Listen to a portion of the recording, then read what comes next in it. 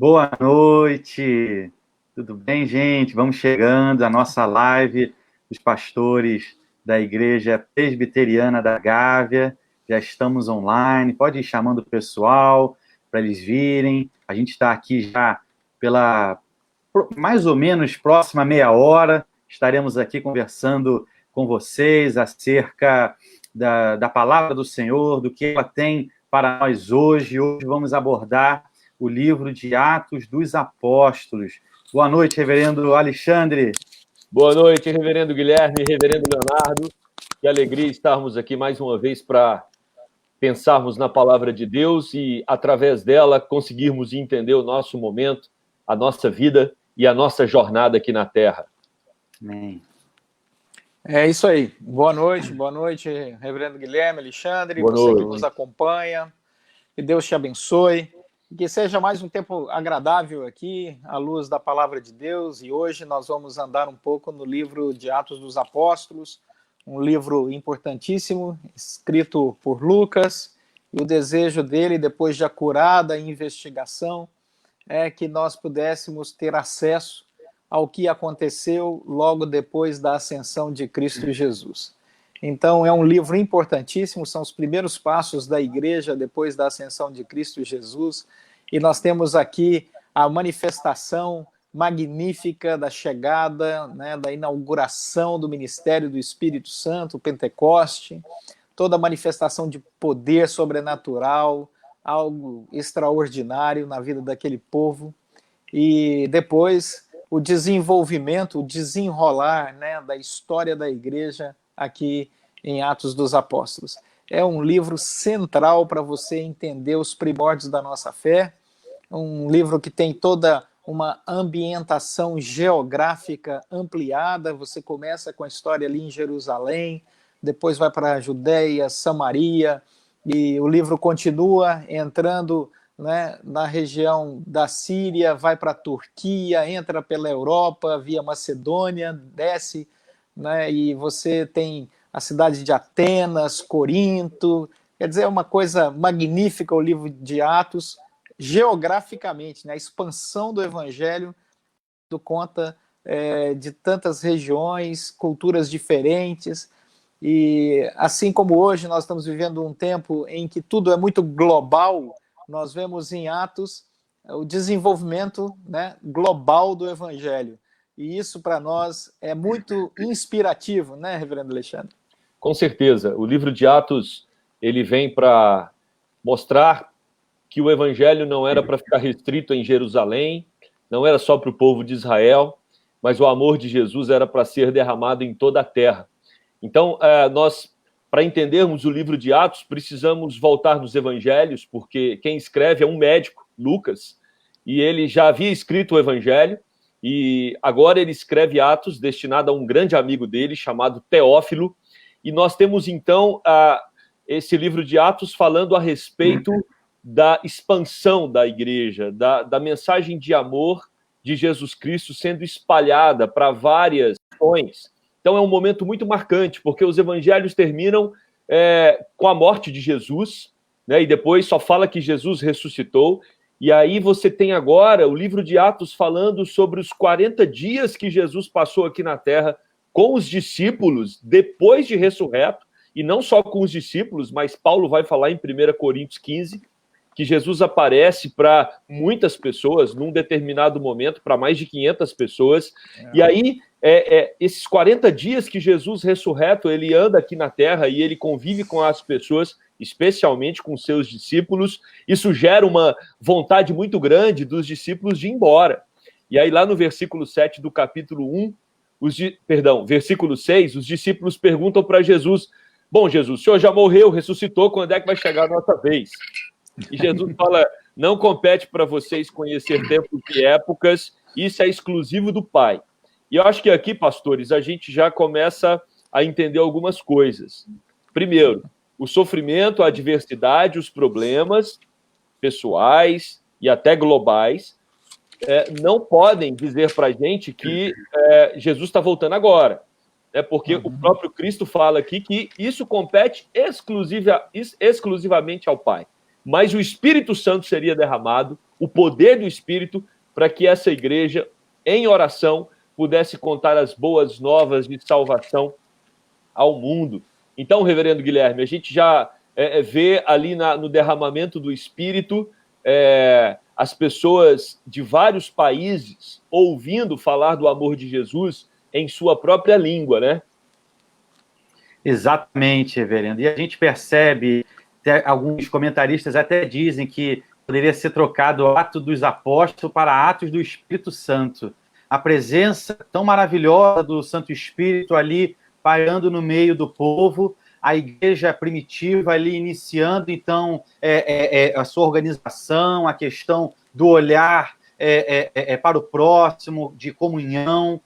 E a gente começa a perceber, então, que esse livro ele é para nós ainda hoje necessário, importante, justamente que, como você mesmo falou, 40 dias o Senhor Jesus aqui esteve, antes de ser definitivamente assunto aos céus, com eles andou, caminhou, e nem por isso eles deixaram de ser perseguidos, eles deixaram de sofrer uma série de problemas circunstanciais ali daquele tempo, do Império Romano também, que se sobrepôs. Temos ali a história do nosso chamado primeiro mártir cristão, que é Estevão, onde injustamente ele ali é punido, apedrejado, morto, e, no entanto, a igreja, né, como Tertuliano falou, o sangue dos mártires era a semente da igreja, mostrando que quanto mais morria-se, mais a igreja ela frutificava, ela mostrava que verdadeiramente era o Santo Espírito que a conduzia, que a orientava, não é, reverendo Leonardo? Exatamente. Uma coisa que chamou muita atenção dos historiadores, né, desta época, fora do relato bíblico, quando você pega os historiadores da época, foi o testemunho de cada cristão em meio ao sofrimento. Como a maneira com que os cristãos enfrentaram o sofrimento impactou o mundo. O testemunho deles falou muito alto naquela época, e você percebe, sem dúvida nenhuma, como você mesmo disse, reverendo Guilherme, os atos do Espírito Santo, né, poderosos, consoladores, trazendo conforto e direção à igreja, trazendo autoridade e intrepidez na proclamação do Evangelho, através de Pedro, e depois através de Paulo, de maneira mais específica. Mas por mais de 50 vezes o livro de Atos traz a ação maravilhosa do Espírito Santo. Ele é citado, né, nessas mais de 50 vezes no livro, mostrando para nós que a nossa vida cristã é vida no Espírito, como o próprio apóstolo Paulo depois vai escrever nas suas cartas. Então, esse momento que nós estamos passando agora, de tantas dificuldades globais, é a hora do testemunho dos cristãos ser relevante nessa sociedade, na sua intimidade, no Espírito, e mostrar que a manifestação da graça de Deus, ela é transformadora, poderosa, e nós podemos influenciar muito a sociedade positivamente com um testemunho sóbrio, desafio e caminho para que possamos seguir, né? Com certeza. É interessante notar que o Evangelho de João vai trabalhar bem sobre o Espírito Santo, né, o ministério do Espírito Santo, aquele que é o Paráclitos, o Consolador. E Jesus aqui, ele diz para os discípulos que esse Espírito seria derramado. Então,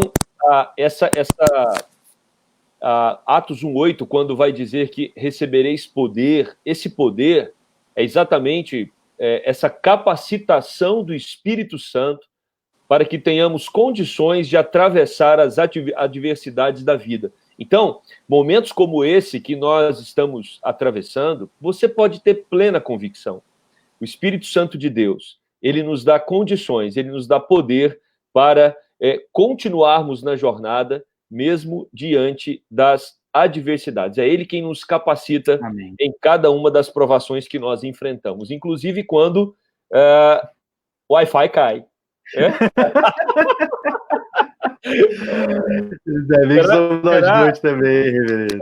Será que Jesus voltou, reverendo Guilherme? E a gente ficou aqui, hein? Não, tá aqui. Reverendo Leonardo, eu pensei que Jesus tinha levado o irmão e a gente tinha ficado, ó. Não se preocupe com isso. Ai, maravilha. Então é isso. O Espírito Santo que é prometido por Jesus antes dele morrer, também é prometido depois da sua ressurreição, e esse Espírito é derramado, e esse Espírito está sobre nós hoje, nos dando condições para atravessarmos as adversidades. Amém, queridos. Essa é uma temática para nós extremamente importante como igreja, justamente por isso, porque se hoje nós somos chamados templo do Espírito Santo, se hoje nós de fato somos aqueles a quem o Senhor chamou e como santos, como separados para Ele, nós devemos ter esse olhar, sim, primeiro de gratidão ao Senhor, porque não merecemos, mas também de convicção de que Ele permanece conosco, de que Ele caminha conosco, de que Ele é o Deus que dá o crescimento, que dá a disposição, e cabe a nós, de fato, nos apegar à sua palavra, entender aquilo que Ele requer de nós e agirmos, e sairmos. Assim como também fez o povo de Jerusalém, Samaria e até os confins da terra. É verdade. Pode falar, reverendo Leonardo. Não, uma das coisas mais interessantes aí nessa expansão missionária da igreja é que a igreja ela se expande missionariamente mantendo a mesma doutrina. Ela era uma igreja extremamente saudável doutrinariamente, tanto é que ela enfrenta culturas diferentes, né? A cultura de Jerusalém, por exemplo, é completamente diferente da cultura que você vai encontrar na Grécia, e aí, ou na Turquia, né? Ali hoje, na região ali, que você hoje pode ir a Éfeso, por exemplo, a segunda viagem missionária de Paulo, né? Quando ele passa por Éfeso e você vê que a importância do evangelho, da doutrina do evangelho, quando ela avança por lugares tão diferentes, mantendo a mesma doutrina, que ela não está submissa a padrões culturais. E essa doutrina ela é libertadora, porque ela enfrenta momentos diferentes, questões diferentes, culturas diferentes, né, línguas diferentes, proclamadores do evangelho com características diferentes, você tem pregadores com características completamente diferentes, mas ela é tão sólida, a doutrina do Senhor é tão sólida e a ação do Espírito Santo é tão soberana que a igreja ela continua mantendo a mesma fé no mesmo Senhor, com o mesmo batismo e experiências maravilhosas. Então, no momento de crise, nós precisamos muito de ter referências sólidas, para não ficarmos vacilantes. E a palavra de Deus, a doutrina de Deus no livro de Atos, nos dá essa convicção, essa solidez. Então, você pode crer nessa palavra, porque ela é uma palavra que ultrapassa tempo, cultura, e se mantém sólida e é experiencial pela ação do Espírito Santo, né, reverendo Alexandre? Com certeza. Isso é obra do Espírito Santo. Né?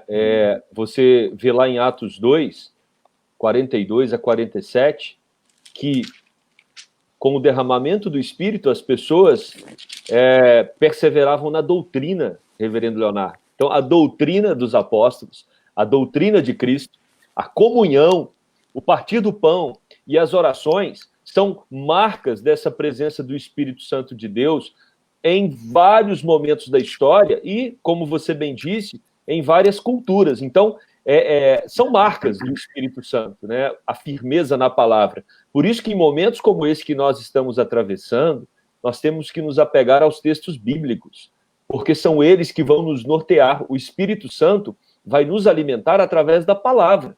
É essa palavra que nos dá robustez espiritual para as tempestades e para as provações, né, reverendo Guilherme? Exatamente, queridos. A gente, por vezes, começa a raciocinar em tantas outras coisas de intelecto, de certos conhecimentos, que, sem dúvida nenhuma, por vezes, eles podem, sim, nos agregar algum tipo de conhecimento. Mas olhar a palavra do Senhor como regra única de fé e prática, entender que ela é essa carta, como o reverendo Alexandre também falou há pouco, essa carta de amor do Senhor para os seus, para o seu povo. E aí é uma ilustração que eu até no nosso retiro dos adolescentes e da mocidade eu utilizei. Imagina que você chega num restaurante, e aí nesse restaurante você pega o cardápio, você está cheio de fome e decora aquele cardápio. Vê aquele cardápio maravilhoso, e geralmente os cardápios hoje em dia já mostram ali o prato, então você já começa a imaginar aquele prato, e aí você decora aquele cardápio, você está cheio de fome. E aí o que você faz? Você fecha aquele cardápio e vai embora.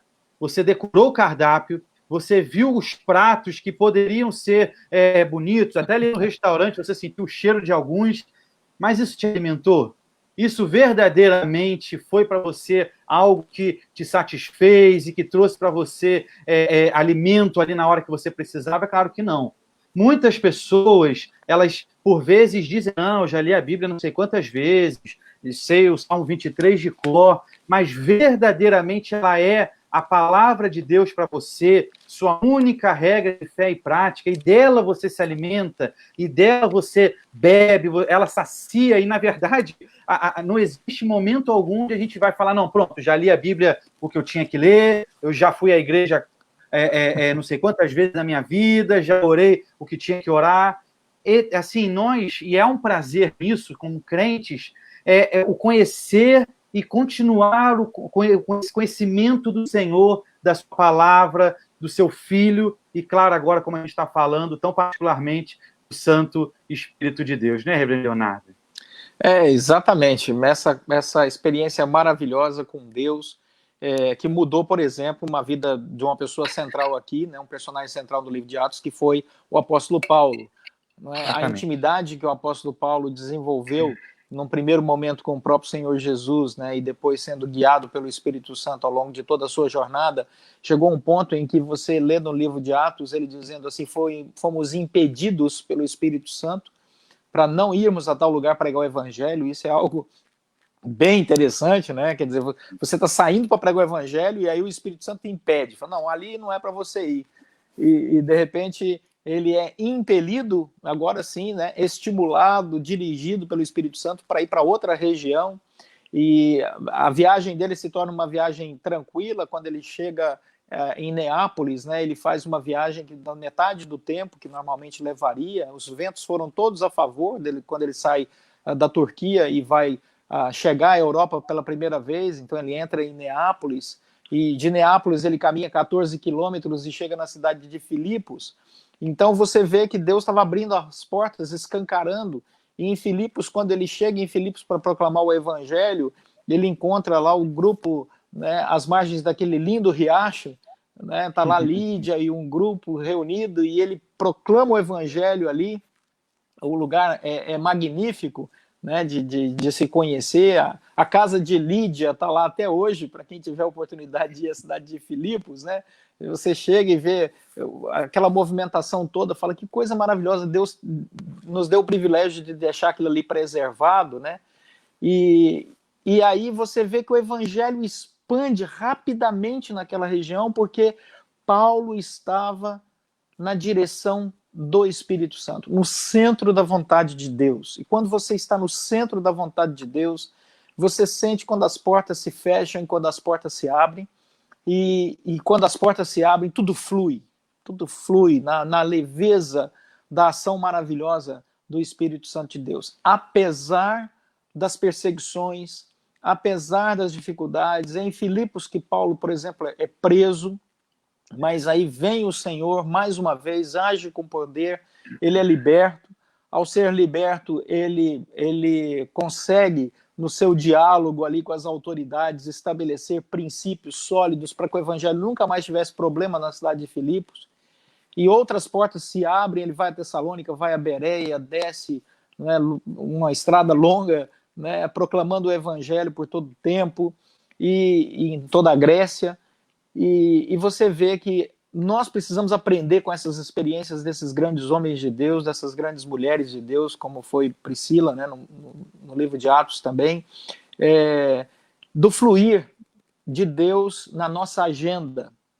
E aí eu abro um outro ponto aqui para o reverendo Alexandre, né, que o livro de Atos nos ensina que Deus é dono da nossa agenda, e nós precisamos ser mais humildes na construção das nossas agendas diante da vontade soberana de Deus, né, reverendo Alexandre? Com certeza. O sopro do Espírito ele vai na direção que o próprio Deus quer. E eu acho que isso está muito evidente, né, no livro de Atos, já com os apóstolos ali em Jerusalém, e depois quando se espalha, como você bem descreveu aqui, através da vida de Paulo e de outros irmãos. E Paulo mostra essa submissão à voz de Deus de diversas formas. A conversão de Paulo é magnífico, né, no livro de Atos, né? Alguém que sai para perseguir, alguém que sai para impedir o crescimento da igreja, se torna o homem mais usado ali no segundo momento do livro de Atos para proclamar essa mensagem de salvação. Esse é o poder do evangelho. E, para mim, quando Paulo chama os presbíteros de Éfeso, lá em Mileto, e em Atos 20, 24, e ele diz, nada considero a vida preciosa para mim mesmo, contanto que eu complete a minha carreira. Eu acho que isso, reverendo Leonardo, mostra o quanto Paulo estava submisso a essa voz de Deus. Assim como nós, na nossa geração, no nosso momento, precisamos também estar submissos à voz de Deus e à sua vontade. Reverendo Guilherme? Exatamente isso, queridos. E já assim, caminhando para o final já das nossas discussões aqui temáticas sobre esse maravilhoso livro de Atos, exatamente, se você te olha agora em Atos 28, a partir do verso 30, a gente vai ver uma situação que hoje nós estamos reclamando já de estarmos, e claro que não temos razão por isso, é óbvio, de estarmos, quem sabe, um mês em casa, mas olha o que aconteceu com o apóstolo Paulo.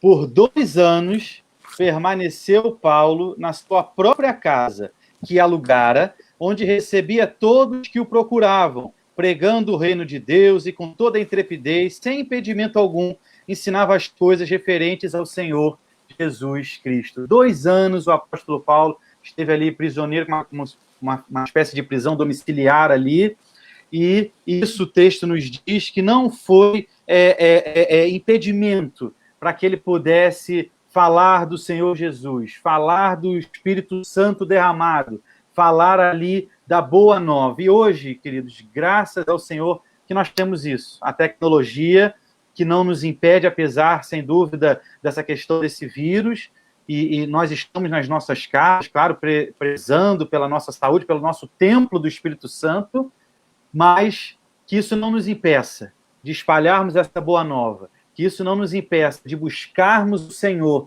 o seu senhorio, e assim como também o apóstolo Paulo, de entender que esse é um momento que o Senhor nos propiciou, portanto, façamos o melhor para o Senhor nesse tempo, não é, reverendo Leonardo? Exatamente.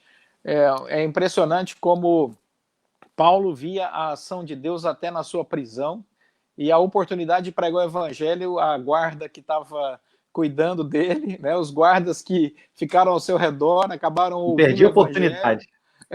Ele pregou o evangelho, não sabemos quantos, mas com certeza muitos se converteram, porque ele chega a dizer que esses irmãos que pertenciam à guarda pretoriana depois mandam um abraço às igrejas, né, irmãs.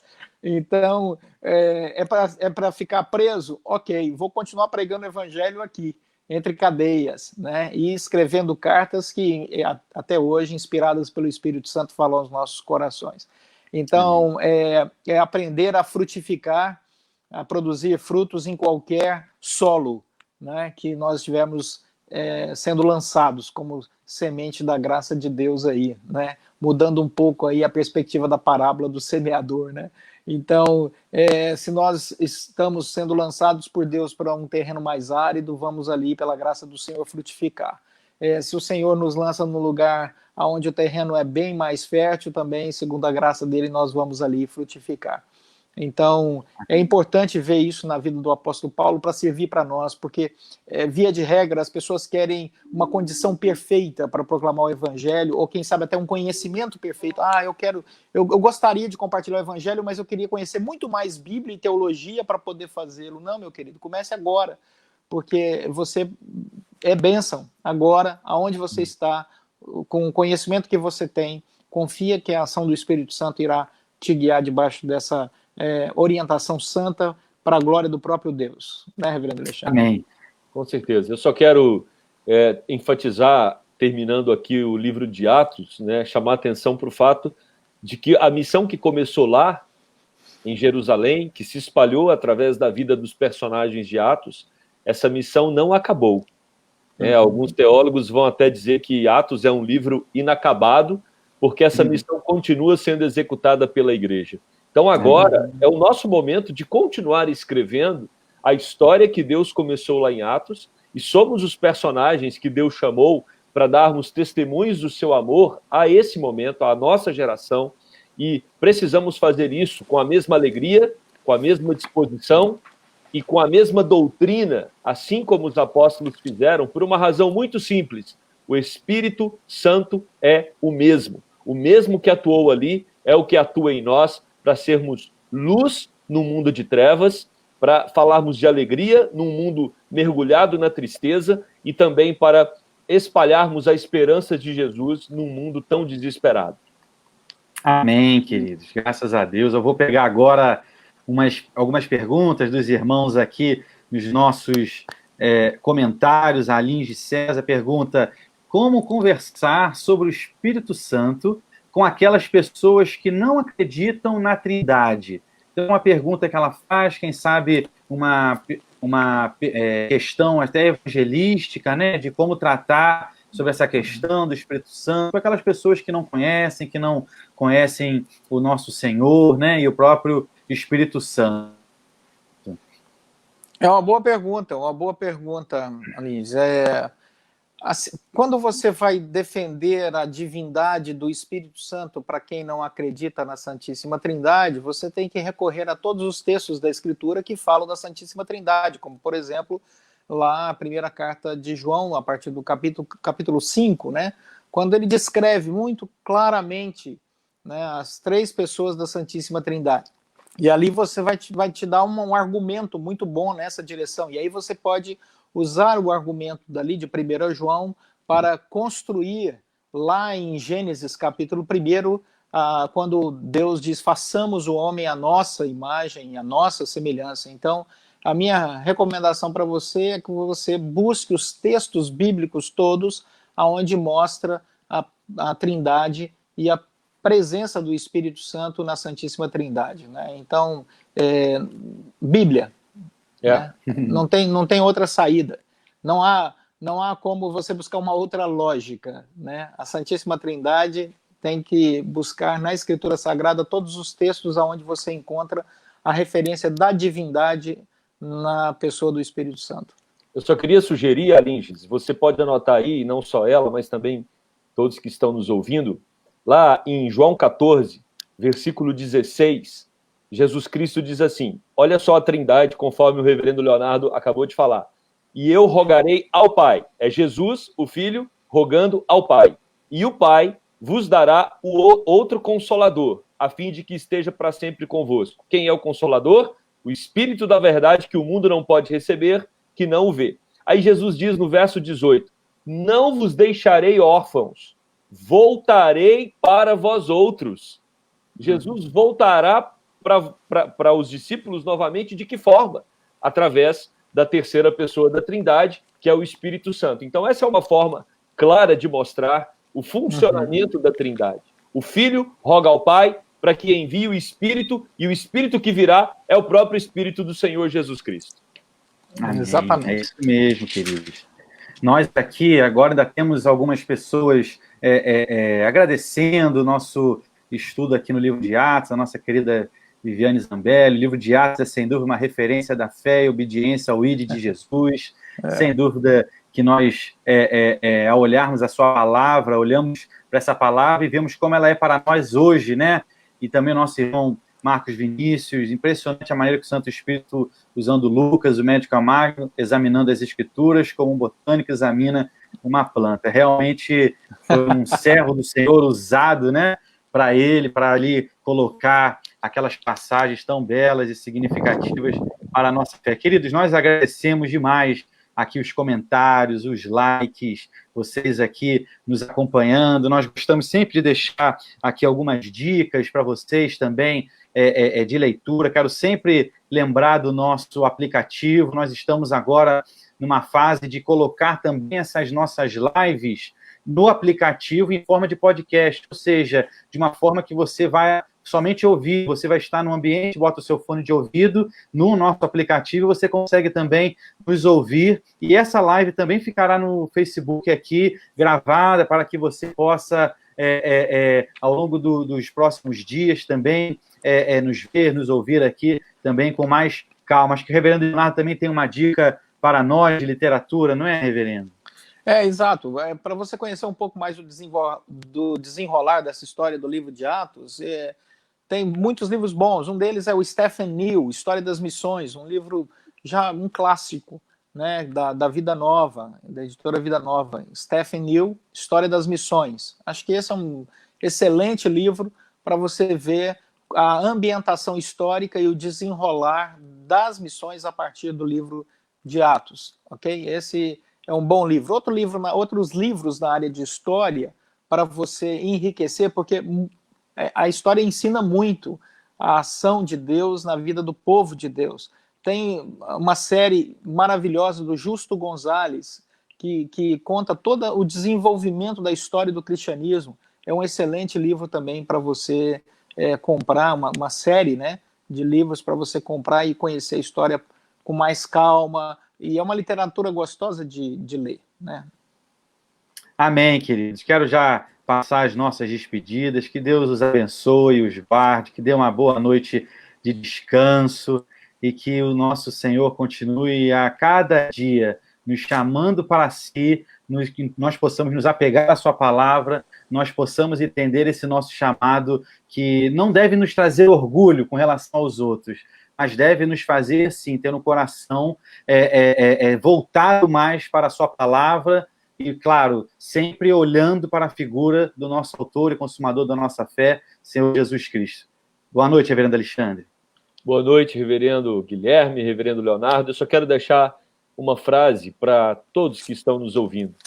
O livro de Atos é um livro que fala sobre o amor de Jesus que vai se espalhando por várias cidades, por vários países e dando sentido para a vida das pessoas. O momento que nós estamos é um momento em que muitos estão questionando o sentido de vida.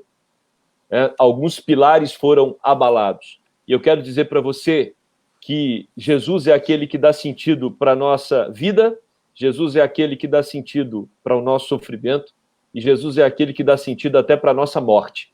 Porque em Jesus Cristo, aquele que morre viverá eternamente. Então, amém, que o sentido de Cristo que tantos encontraram em Atos possa alcançar, porventura, alguém que está nos ouvindo agora e que ainda não teve essa experiência maravilhosa de encontrar o sentido da vida, que é Jesus Cristo. Que Deus abençoe a todos. Amém. É isso, irmãos. Deus abençoe e que cada vez mais você desenvolva essa sua intimidade com o Espírito Santo do Senhor. Amém. Vamos orar então, queridos? Bondoso Deus, obrigado por esse tempo. Obrigado, Deus, porque temos essa tecnologia que nos aproxima, apesar das circunstâncias. Nós te louvamos por sermos o teu povo, pelo teu Santo Espírito, Deus, que nós somos o templo. Ó Senhor, nos oriente, Pai querido, nos dê um coração cada vez mais santo, voltado para ti, coração que deseja profundamente, Deus, buscar ao Senhor, a sua palavra, e que nós possamos, em nome de Jesus, sermos luz, sermos sal, Deus. Ó Senhor, tantas pessoas aí, por aí afora, desesperadas, e nós temos essa palavra, e assim como esse povo que sofreu perseguição, lutas, essa igreja, lá no início, a igreja primitiva, Deus, nós somos hoje, Pai, a tua igreja, e nós rogamos que o Senhor nos use. Faça em nós, Deus, o teu querer, a tua vontade, para a tua honra e para a tua glória. Nos dê uma boa noite de descanso e que possamos amanhã, Deus, ter mais um dia com as tuas misericórdias se renovando nas nossas vidas para a tua honra e glória, em nome de Jesus. Amém. Amém. Deus abençoe, queridos. Amém. Deus abençoe. Deus abençoe. Tchau, tchau, gente. Tchau.